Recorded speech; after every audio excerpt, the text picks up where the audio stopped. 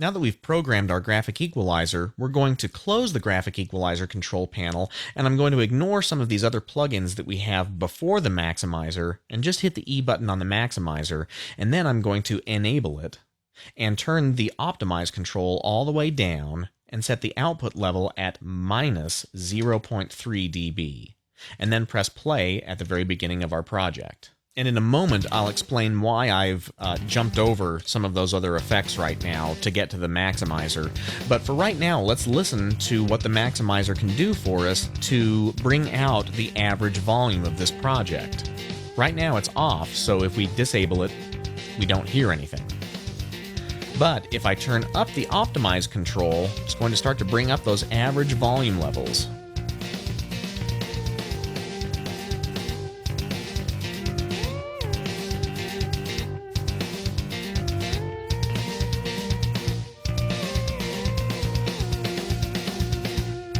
Starts to sound pretty good at anywhere between 25 and 30.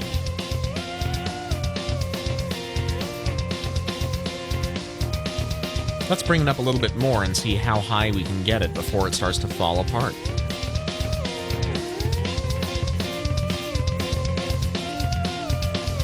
Starts to get a little bit too rich there. So I kind of like what it was doing at around 25. Let's just set it at 25.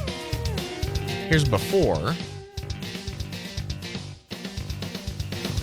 and after.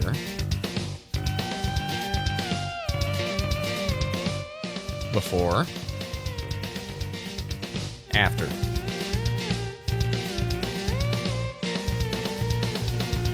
So this is now starting to sound like a mastered project. Let's see what it sounds like before we started to move anything by bypassing all of the effects.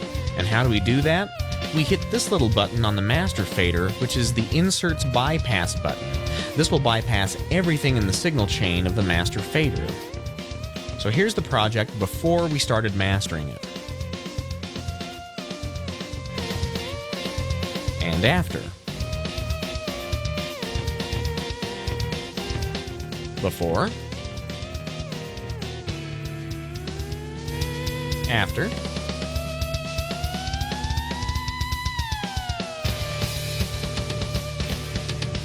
Before again. And after. This is starting to sound really good to me, so I think I'm pretty close to being done. However, there are a couple of other things that we want to do before we actually commit to this master, and we'll talk about that next.